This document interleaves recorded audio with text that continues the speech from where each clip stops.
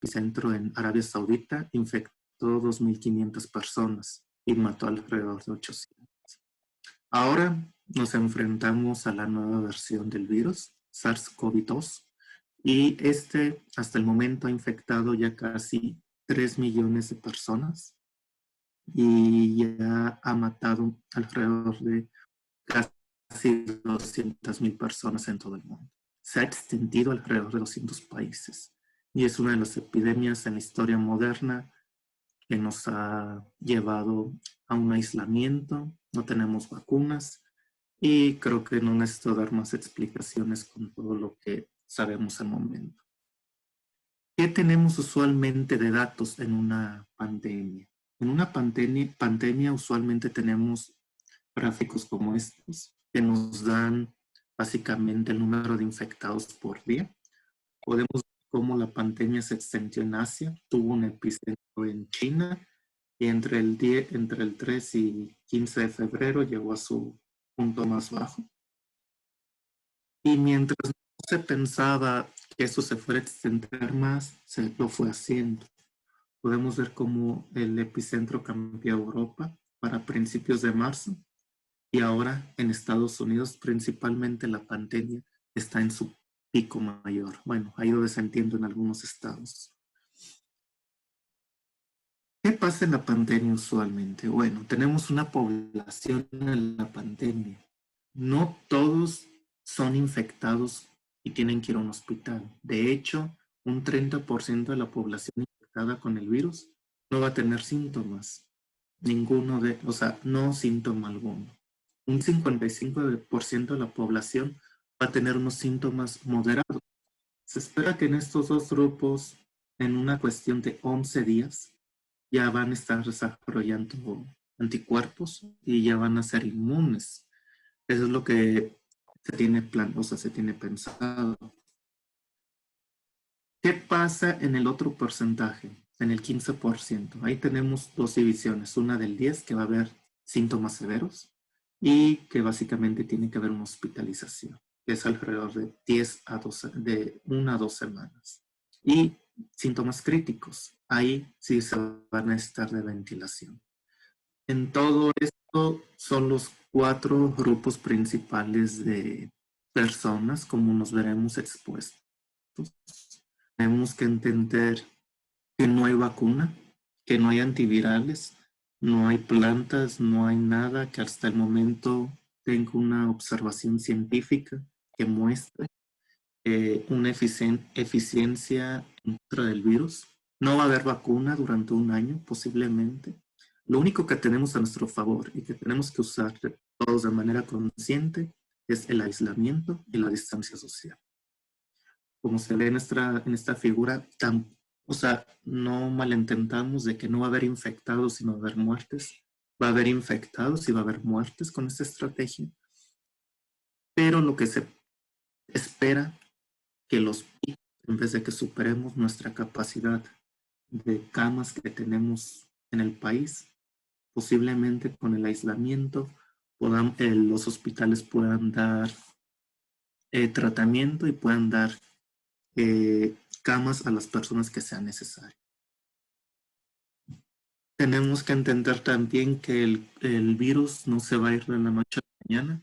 Tenemos que llegar al entendimiento de que vamos a tener una nueva manera de vivir, así como ha pasado con influenza. Muy probablemente también el virus llega para quedarse. Y, bueno, aprender a vivir de una nueva manera como lo estamos haciendo. En este brote, modelos matemáticos, como todos lo sabemos, han sido muy importantes. Quiero dar una definición básica de modelos matemáticos, que todos sabemos que es básicamente una abstracción de un problema o de una aplicación.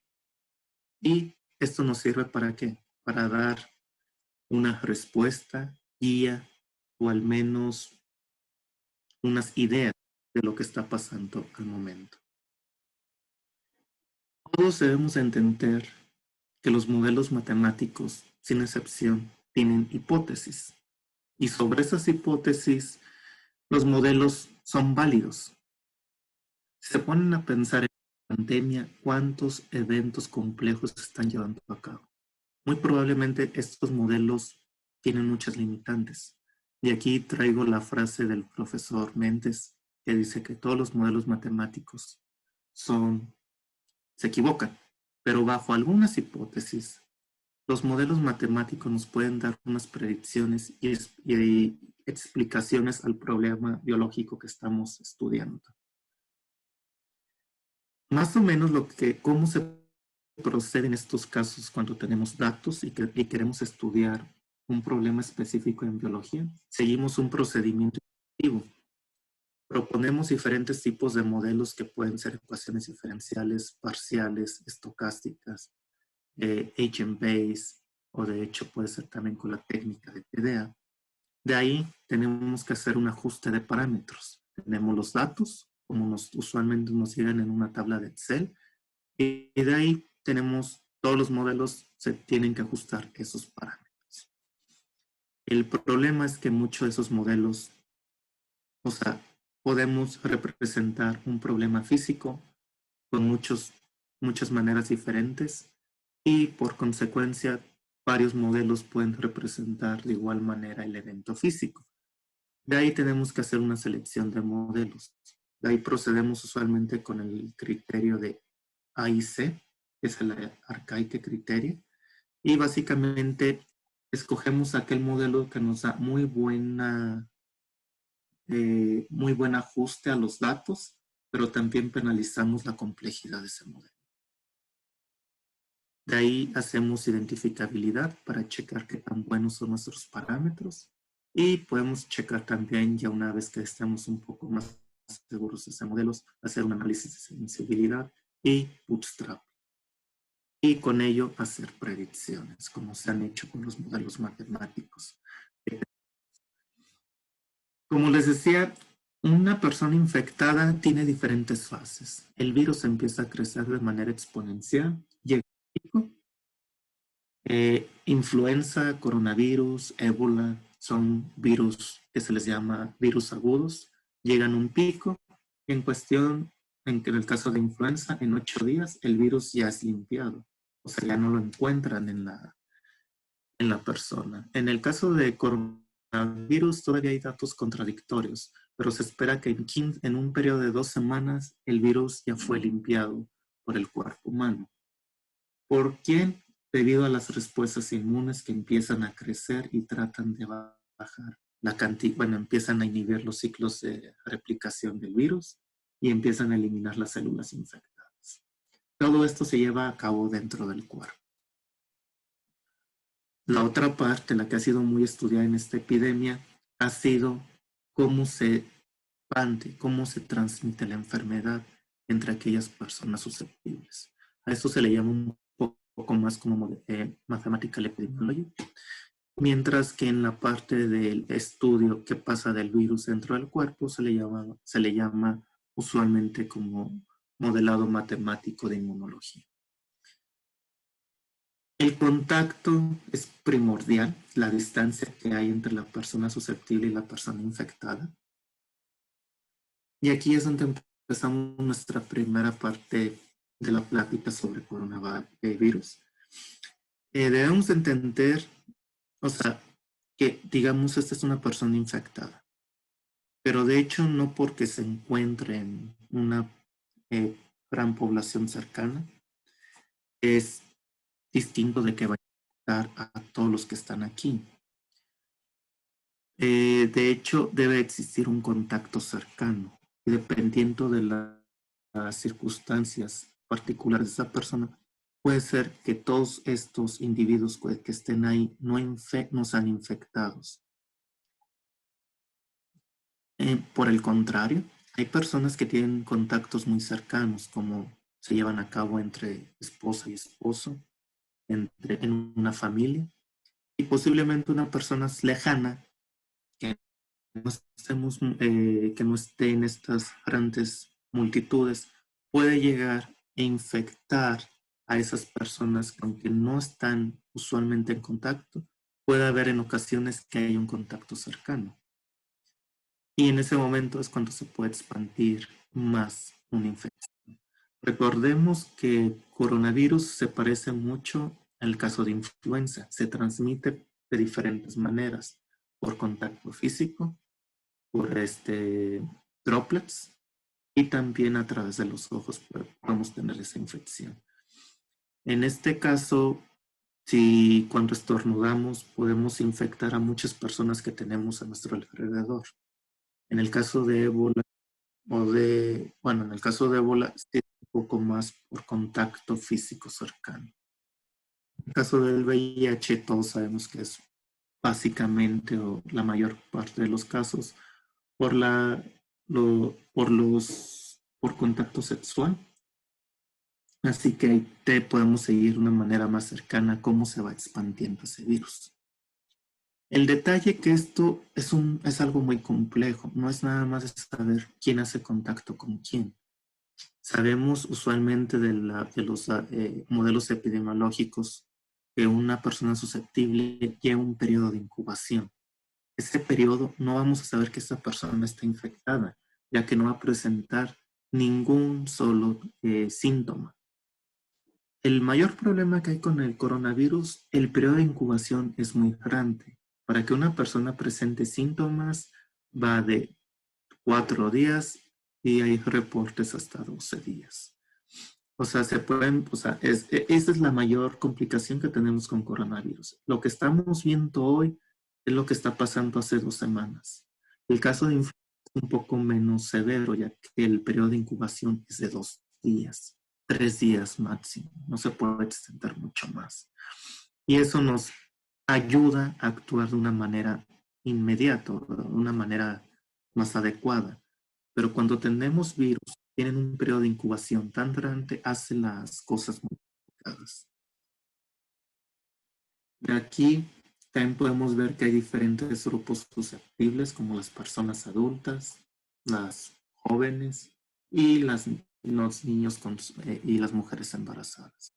Usualmente todos los modelos están muy simplificados. ¿Por qué? Porque sabemos el problema que hay por la estimación de parámetros. También, usualmente, los datos que nos están llegando no es de lo mejor, ya que una persona cuando es infectada, bueno, es el periodo de incubación y además el periodo de que sea esa persona reportada física desde el momento en que se hizo el examen médico. Y ese delay que tenemos ahí también nos afecta mucho las estimaciones. Y de igual manera, bueno, si una persona ya fue vacunada o estuvo infectada o una persona adulta, hay varios mecanismos dentro de cada persona que hacen la enfermedad comportarse de manera diferente. El modelo que la mayor parte de las poblaciones han estado usando para llevar a cabo las predicciones es el modelo clásico SIR, susceptible, infectado y recuperado. Y básicamente son 3 ecuaciones diferenciales. Los susceptibles pueden ser infectados en contacto con la población infectada y con una velocidad beta. Aquí se divide entre n para hacer como una normalización, si no es difícil estimar este parámetro beta. Esta población pasa a la población de los infectados y de ahí, con una velocidad delta, los infectados pasan a la población de recuperados o muertos. Usualmente, ¿cómo se procede en estos casos? Tenemos los datos de infectados por día, ajustamos los parámetros beta, delta, minimizando un criterio, básicamente minimizando la distancia que hay entre la simulación que tengo, datos experimentales. Tal vez han escuchado el número reproductivo, ha estado muy sonado en todas las pláticas. Este número reproductivo es un principio epidemiológico. Básicamente nos dice si tenemos una persona infectada, esta puede infectar a otras 2. Y así sucesivamente. Aquí podemos ver que los que están en morados son los segundos ciclos de infección debido a la cepa original. Y estos consecuentemente pueden ir infectando a los otros. Básicamente nos dice el promedio de nuevos infectados que pueden ser dados durante un brote. Usualmente se calcula para este modelo muy específico beta sobre delta. Si es mayor que 1, nos está diciendo que una persona puede infectar más de una persona y en consecuencia la epidemia se va a expandir. Si es menor de 1, que sería el caso ideal, es que una persona infectada está infectando menos de una persona. Eso que conlleva básicamente que el brote se está contrayendo y la pandemia va a llegar a un fin debido a que no se está transmitiendo entre varias personas. Aquí les quiero presentar lo que hemos hecho y quiero decirlo aquí de manera puntual. Todos estos son resultados preliminares. No tenemos nada no han sido ninguno publicado bajo revisión de pares, así que todo se debe tomar con su respectiva cautela. Este es un trabajo que hemos llevado las últimas 3 semanas con Cristi, que es del Departamento de Ingeniería Molecular, CEFATA, y con ella hemos tratado de seguir cómo se va expandiendo la pandemia dentro de México. Los datos que ven son los datos totales que hay en México de personas infectadas. Debemos recordar que México también sigue una estrategia muy particular. Sigue el procedimiento Centinela, básicamente que no está basado en una estimación exhaustiva o en un análisis exhaustivo de la población. Solo se hace la prueba a determinada población que ya ha ido con síntomas muy concluyentes de que están infectados con coronavirus. Y esto hace que también las estimaciones cambien mucho, porque hay mucha población que ha sido infectada con el coronavirus que puede infectar a los susceptibles que tenemos aquí, pero con estos datos nada más tenemos acceso a los infectados reportados por el país.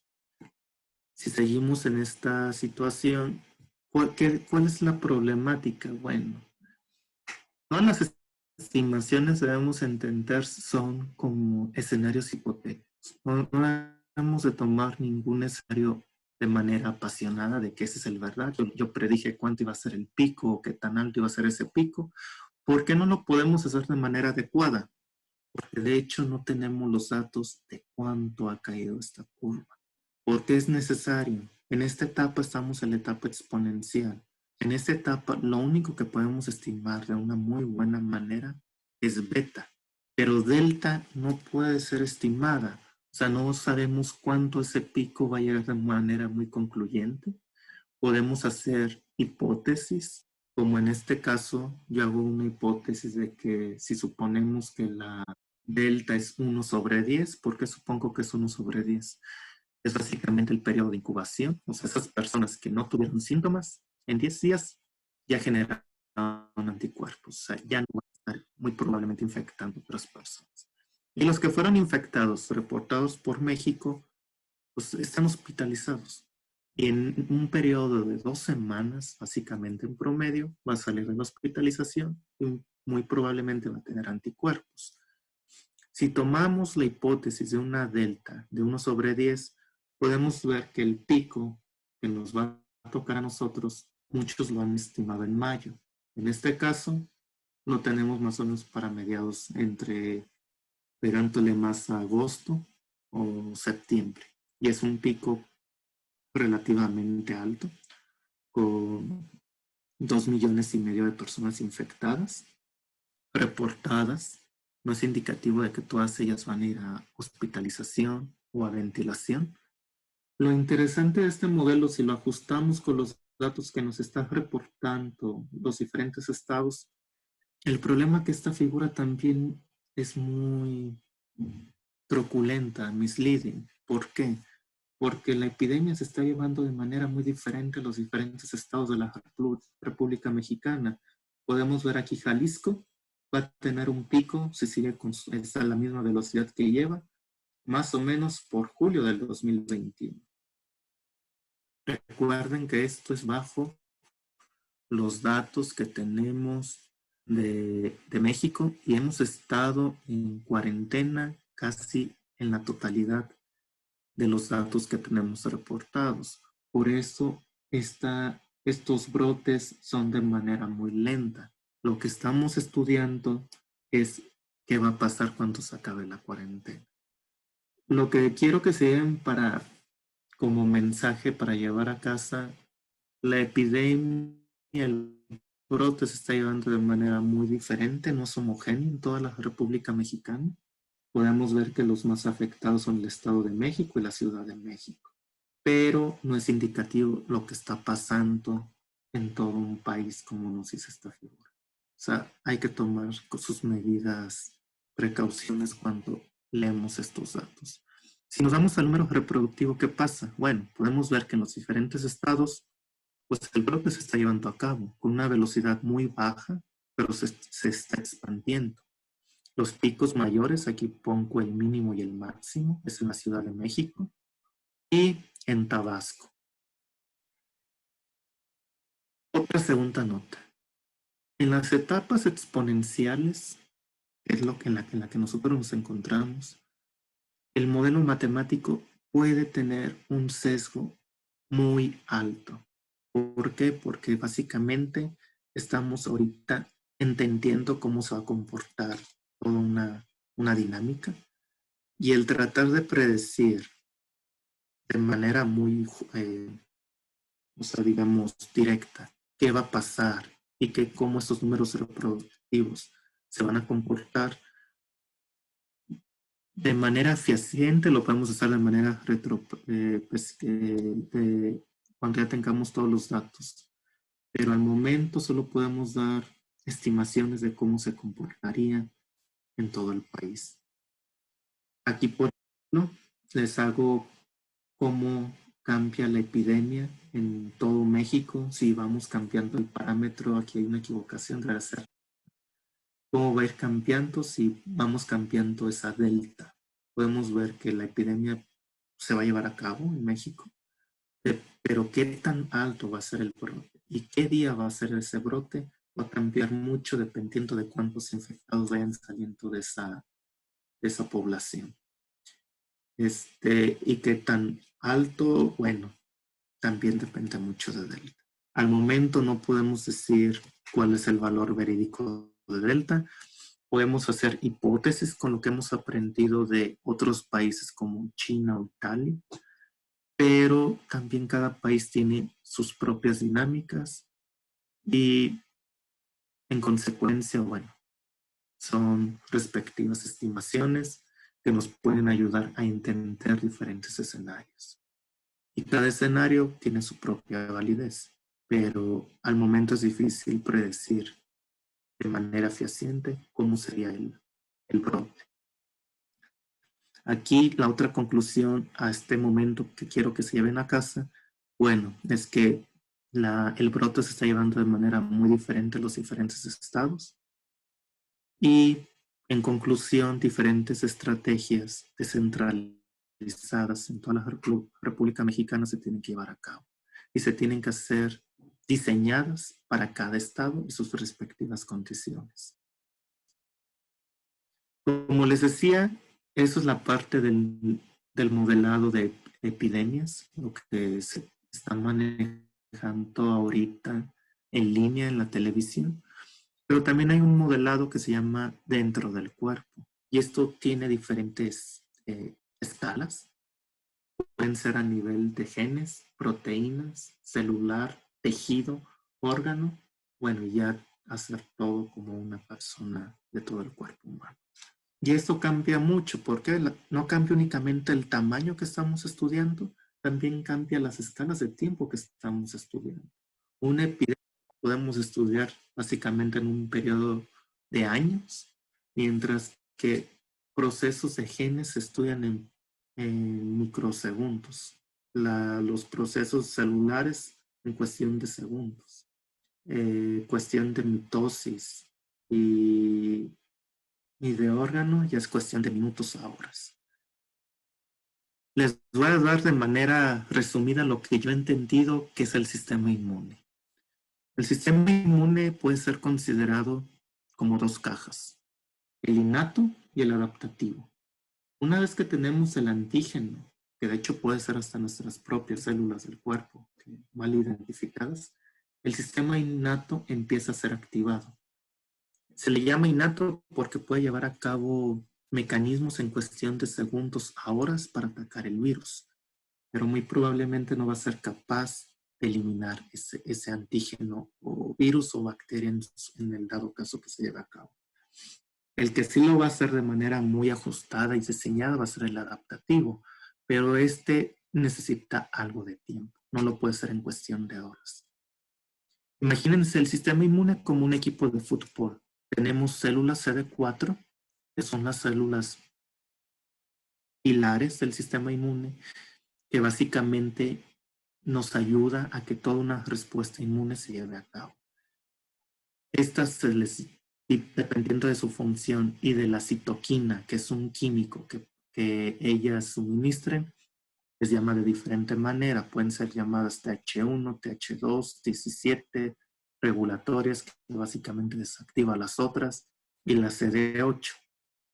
Hay otras células del sistema innato que son los natural killer, asesinos naturales, que básicamente sin mucha complejidad va y mata células infectadas. Pero también lo hace de una manera, no puede ir a matar a todas, ya que también nos puede matar a nosotros. Las células dendríticas, imagínense que son como aquellas que van escaneando todo el cuerpo. Su única función es digerir antígeno y llevarlo a los nodos linfáticos. Macrófagos, muy importante para los procesos de inflamación y para la limpieza de bacterias. Y las células B, que tal vez las han escuchado, son aquellas que producen los anticuerpos.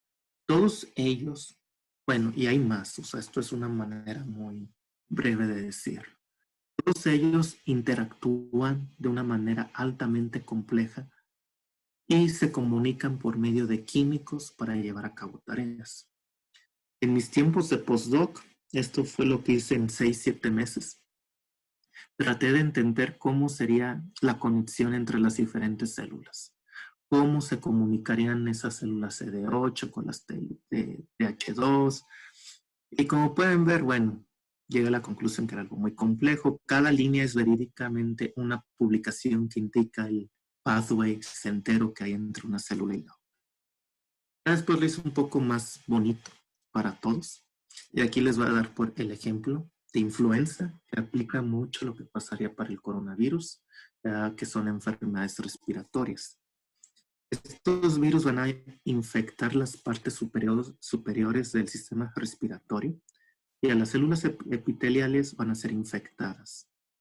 En cuestión de horas, días, ya vamos a tener más de 10.000, 100.000 millones de copias, ya que una célula infectada puede producir, al menos en influenza, por día de 1.000 a 10.000 copias de virus. Una cosa que siempre me ha apasionado y he visto interesante en el sistema inmune, aquellas células que ya fueron infectadas tienen una belleza. Empiezan a suministrar interferón 1. Interferón 1 es es un inflamatorio maestro, ya que empieza a regular todo el sistema inmune. Es un químico. Con ese químico, básicamente, la parte del sistema innato empieza a ser muy estimulada y las células natural killer, macrófagos y células dendríticas se empiezan a reproducir. Las células dendríticas pueden hacer un pump de millones en cuestión de 2 días para empezar a escanear de manera más fehaciente el antígeno que se le está presentando. Estos dos van a tratar de contener la primera parte de la infección. Una vez que la célula dendrítica ha digerido el virus, digámoslo de esa manera, va a ir a otras partes del cuerpo, que se les llama partes linfáticas, y en los nodos linfáticos va a empezar a interactuar y a darle el antígeno a las células CD4. Estas células CD4 están interactuando en los nodos linfáticos de una manera muy compleja y entre ellos llevan a cabo procesos de activación y regularización. Todo esto es como está en la literatura del sistema inmune. En cuestión de 5 o 6 días, la parte de de las células va a llevar a cabo mediante la célula CD8 unas células que fueron diseñadas con el antígeno presentado por las células dendríticas. Y en cuestión de 8 días, estas células van a estar preparadas para llevar a cabo la eliminación de las células infectadas. Una manera lateral como funciona el sistema inmune es también tener una memoria. Esta memoria usualmente funciona mediante células B. Estas células B van a llevar a cabo los anticuerpos que en muchas de las enfermedades infecciosas por virus tenemos una memoria de por vida a ese virus que fuimos infectados. Si el virus lleva una mutación, muy probablemente esa protección que tenemos no va a servir de mucho. Hay virus, como el caso del VIH, que va y afecta las partes principales del sistema inmune, que son las células CD4. Hay estudios preliminares, ya que están todavía en preprint, no están publicados por pares, que dicen que también el coronavirus infecta las células CD4. Y de hecho ahí viene mucha la complejidad. Al parecer el coronavirus tiene un poder de infección no nada más entre los seres humanos, pero también puede infectar diferentes tipos de células, cosa que no es común en el caso, digamos, del VIH. Él se enfoca con las células CD4 y macrófagos. En el caso de la influenza, se enfoca con la parte respiratoria epitelial. En el caso de coronavirus, al parecer tenemos un virus que se adapta e infecta células de diferentes órganos. Ahora si nos vamos y hablamos un poco más de virología. El coronavirus, bueno, es de la familia de Coronavirinae. Es una familia muy grande de virus. De hecho, el coronavirus es un virus grande, ya que es alrededor de 120 nanómetros. Es uno de los virus más grandes que hay. Es RNA. ¿Por qué? Porque es el proceso mediante el cual se replica el virus, mediante el cual transmite su material genético a la célula. El caso del VIH es más DNA. Se le llama que es limitante la enfermedad en el sentido que no es crónica y afecta a un grupo muy susceptible de personas, que son la gente adulta. Ahora entendemos también que también de alguna manera afecta a las personas con diabetes, sobrepeso y problemas cardiovasculares. Se le dice que es coronavirus, ya que si lo ven en microscopio, como lo ven aquí, la persona que lo descubrió vio como la forma de una corona. Y de ahí se le denominó coronavirus. ¿Cómo mata el virus? Todavía es muy debatible, porque vemos que es un virus con diferentes fases y mecanismos de letalidad. Puede ser que, bueno, que la infección viral sea suficientemente virulenta y varias partes de los órganos fueron infectados y la persona colapsa con el virus. Tal vez ustedes han escuchado de neumonía, que usualmente se liga mucho al caso de influenza. También se está viendo para el caso de coronavirus. Se piensa que la mayor parte de las personas muere de una segunda coinfección. Ahorita se los explico. Que básicamente cuando nos da influenza o al parecer también coronavirus, la probabilidad que una infección bacteriana se desprenda y ataque nuestros pulmones es muy alta. Y una vez que esa bacteria empieza a crecer, básicamente se le llama neumonía y es muy difícil que la persona se recupere de ella. Pero una nueva faceta que se ha descubierto también en coronavirus afecta el sistema cardiovascular. Se vio de manera sorprendente que muchos jóvenes en Estados Unidos les estaban dando embolias o ataques y estaban yendo al hospital. Y no se ha comprendido cuál es el mecanismo final, pero el sistema cardiovascular, corazón y sanguíneo al parecer es afectado también por el coronavirus. Seguimos aprendiendo sobre la marcha.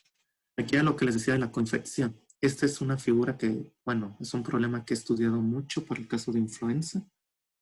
El caso de la influenza empieza a crecer, hace su pico en el día 2 y todavía sigue un problema ahí sin resolver. ¿Por qué esa bacteria neumococo puede crecer? Y si crece, básicamente es el fin de la persona. No es de que la persona esté debilitada por el virus, de hecho la persona es sana, pero esto en una ventana de tiempo muy específica. En el caso de influenza es entre el día 5 y 7 que esta bacteria puede crecer. En el caso de coronavirus, obviamente estamos recolectando esa información, pero al momento creemos que tiene sigue los mismos mecanismos inhibitorios como el caso de influenza, que hace que la bacteria pueda crecer. Aquí hemos hecho un pequeño trabajo que lo tenemos en preprint en conjunto con Jorge Velasco. Hemos tratado de entender el virus como tal dentro del cuerpo.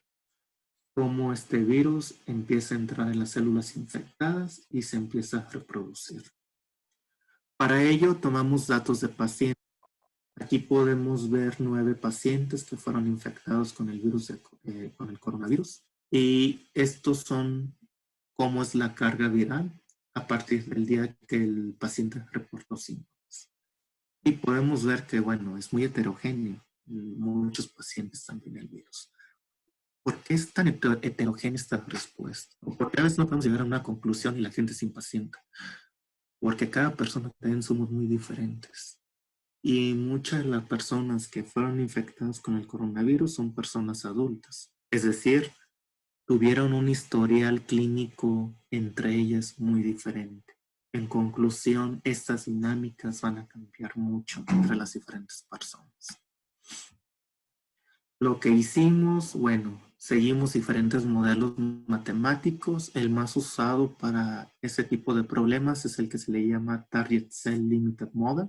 Básicamente, imagínense que tienen las células que son susceptibles. En contacto con el virus van a ser infectadas y esas células infectadas van a producir más virus. Esto se puede representar por medio de ecuaciones diferenciales y se parece mucho o por completo al SIR. La única diferencia que hay es que aquí las células infectadas que salen de esta población, bueno, que están en esta población, producen virus con una velocidad P y ese virus se limpia con una velocidad C.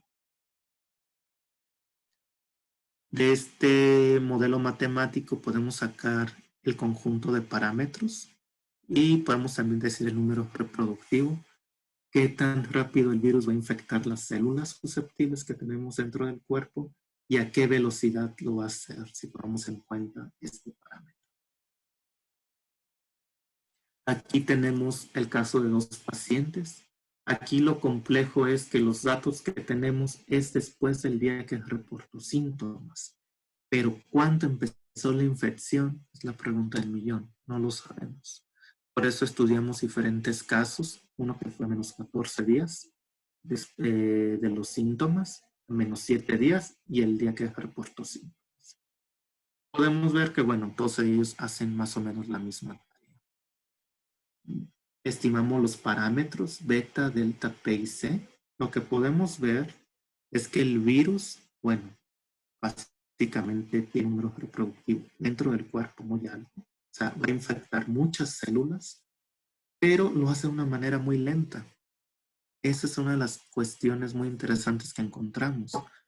Es tan eficiente el número reproductivo en cuestiones de número reproductivo como influenza, pero es muy lento. Es mucho más lento que influenza y es mucho más lento que ébola. Si tomamos ahora otro modelo, el mismo modelo que les presenté, pero con una fase de eclipse. Es decir, que hay como un delay para que estas células infectadas produzcan el virus. Si tomamos en cuenta este modelo, básicamente no nos hace un buen ajuste, como se puede ver fácilmente en esa figura. Y de hecho, también siempre he dicho que aprendemos más de los modelos que hacen el malfitting. ¿Por qué? porque ese mecanismo muy probablemente no es relevante. De ahí hicimos otro modelo con el sistema inmune. Básicamente el virus va a hacer que las células CD8 proliferen. Estas células van a hacer la limpieza del virus y lo podemos ver de esta manera. El virus empieza a replicarse, se satura a nivel K, pero se elimina en conjunto con las células T y también tiene una limpieza natural. Y aquí vemos cómo se empieza la parte de proliferación de las células. Hicimos la estimación de parámetro para los 9 pacientes. De hecho, basados en el Archaic Criteria, nos da muy buen ajuste de parámetros, muy buen ajuste de las células en comparación a los otros modelos. Lo que podemos llegar a conclusión es que, bueno, aquí se ve de manera, en todos los modelos se puede ver que el virus empieza a replicarse, pero lo hace de manera muy lenta bajo los niveles de detección, que es esta línea punteada. Ahí la controversia es que si una persona bajo los niveles de detección pueda continuar infectando gente.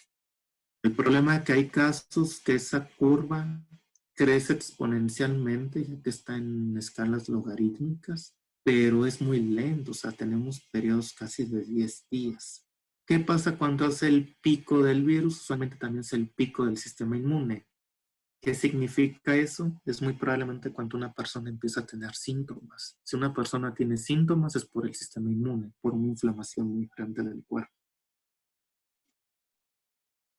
La conclusión que podemos llegar con este modelo, bueno, es que del modelo del Target Cell Model, el tiempo de infección entre células susceptibles es mucho más lenta que lo reportado para ébola. 3 niveles, 3-fold o 3 veces más lento, y para el caso de influenza 60 veces más lento. Entre el número reproductivo es muy consistente al reportado para influenza, entre 1.7 y 5.35. Y lo que nos llamó mucho la atención de este modelo matemático es que el virus replica en los primeros días después de la infección, pero lo hace de una manera muy lenta. Y es bajo los niveles de detección. Y esto puede durar casi 4 días. Quiero acabar esta plática dando unas notas, unos remarks. Básicamente, bueno, lo que estamos estudiando, a lo que nos hemos enfrentado es algo muy complejo, en el que no únicamente el virus juega un papel, pero también los factores de las personas, el sistema inmune, la edad, o infecciones, cómo fue el historial de la persona, y que básicamente no tenemos vacunas, hace que este problema que nos enfrentemos sea muy complejo. De lo que sabemos, bueno,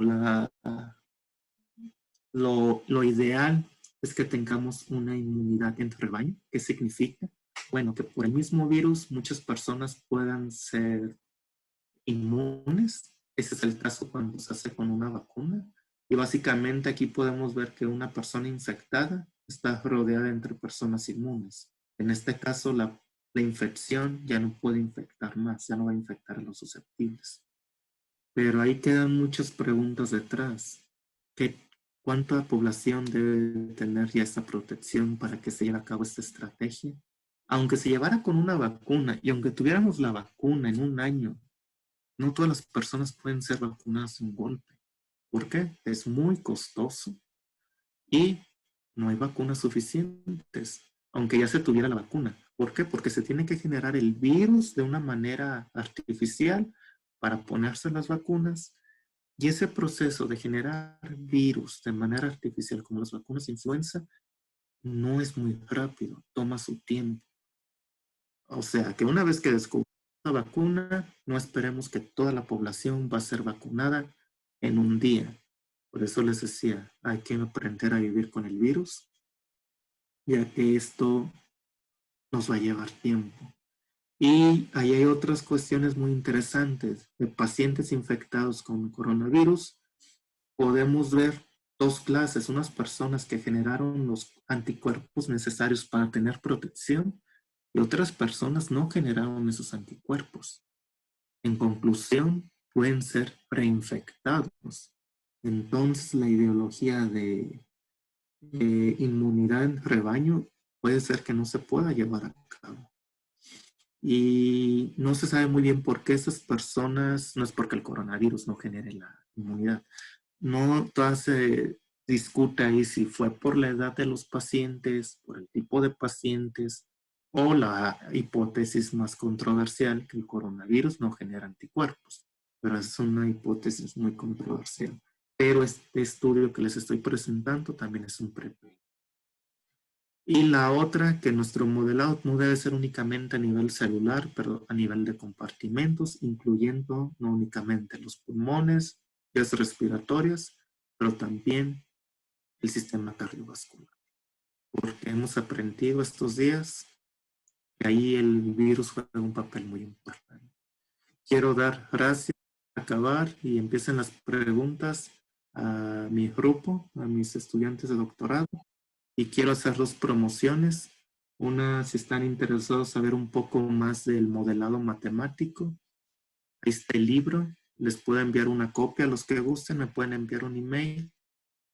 Y quiero hacer la promoción, ya que tengo casi 100 personas aquí del Instituto de Matemáticas, a nuestra Escuela de Verano Virtual de Matemáticas. Es como saben, apenas llegué a Juriquilla. Era mi primera escuela que organizaba de escuela de verano y nos hemos visto con la necesidad de no llevarla a cabo por obvias razones, pero creemos que cancelarla sería una mala decisión por el espíritu estudiantil, así que la vamos a llevar de manera virtual. Vamos a aprender cómo se va a llevar de manera virtual y me gustaría pedirles si la pueden distribuir entre sus estudiantes y colegas, sería muy bueno.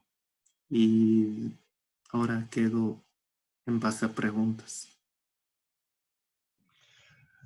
Si tienen preguntas o quieren tomar la palabra, por favor, manden un chat. Escriban un chat a todos para que no se vayan a juntar muchos al mismo tiempo, si es que hay varios. Me salió que alguien tenía la mano, pero no sé cómo. A ver, chat. A ver. Sí, siempre. Preguntas si ese